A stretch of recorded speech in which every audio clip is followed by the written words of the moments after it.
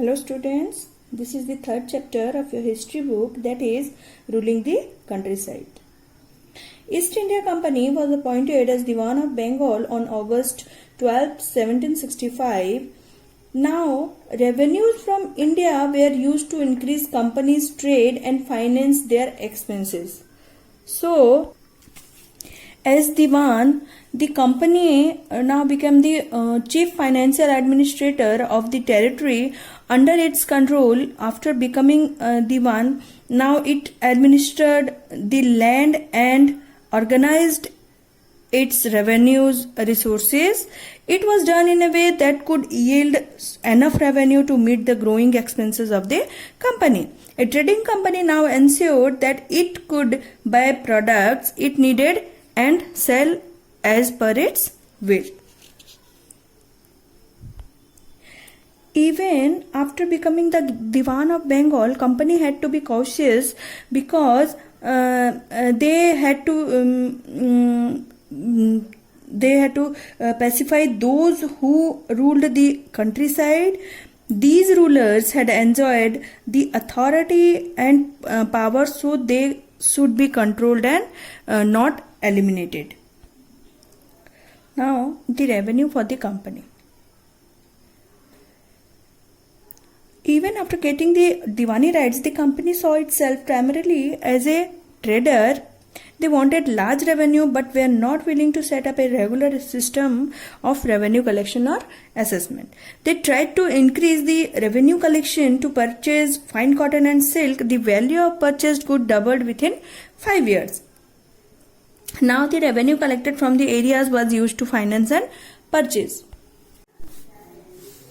Now, very soon, Bengal's economy was facing a deep crisis. Artisans began deserting villages because of low prices given by the company. Artisanal production was in decline. Peasants were unable to pay the dues demanded by the company. Agriculture cultivation showed signs of collapse. A terrible famine killed 10 million people in Bengal in 1770. About 1/3 of the population was destroyed. Students, there is a picture in your book, page number 27. That is a picture of a weekly market in Murshidabad in Bengal that was very flourishing. Peasants and artisans from rural areas regularly came to these weekly markets, you can call it hats also, to sell their goods. These markets were badly affected during times of economic crisis.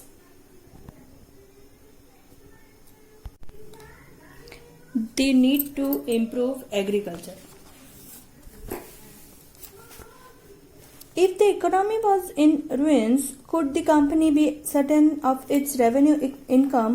Most of the company officials began to feel that they have to invest in land and investment in land, and also agriculture had to be improved.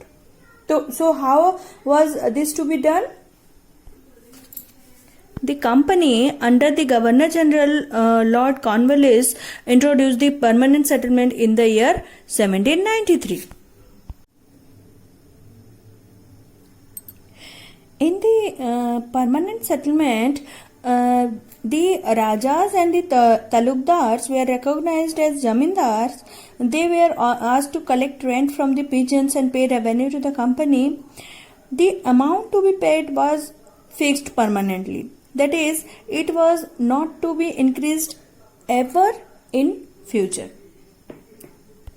Britishers felt that this would ensure a regular flow to revenue into a company's coffers. At the same time, it encouraged the Jamindar to invest invest in improving the land also. Since the revenue demand of the state would not be increased, the Jamindar would benefit from increased production from the land. Now, what is the problem in this settlement?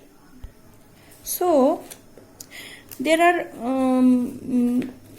some problem in this permanent settlement, that are company officials observed that the zamindars were not investing in the improving of the land. The revenue was too high for zamindars to pay. Anyone who failed to pay the revenue lost his zamindari. Numerous zamindaris were sold off at auctions carried out by the company. During the first decade of the 19th century, the situation changed. The prices in the market rose. Cultivation slowly expanded. This resulted in the increase of the income of zamindari, but there was no gain for the company. Despite this, the zamindars did not have an interest in improving the land. The zamindar could give out the land to tenants and get rent, so they were not interested in improving the land. In the villages, the cultivators found the system extremely oppressive. The rent paid to the zamindar was very high. His right on the land was totally insecure. To pay the rent, he had to take a loan from the moneylender. When he failed to pay the rent, he was evicted from the land which he had been cultivating for the generations.